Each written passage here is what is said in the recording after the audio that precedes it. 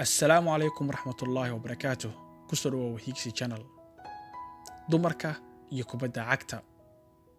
dumarka ayaa baryahan dambe waxay tartan kula jiraan ragga iyagoo dhammaan isku dayay inay qabtaan howlaha ay qabtaan raggu. kubadda cagtuna ay qayb ka tahay.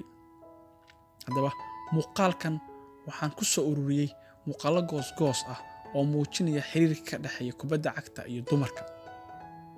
haddaba daawo si aad u ogaato xiriirka ka dhaxeeya kubadda cagta iyo dumarka, kadibna adigu xukun inay dumarku ku habboon yihiin inay ciyaaraan kubadda iyo in kale. daawasho wacan.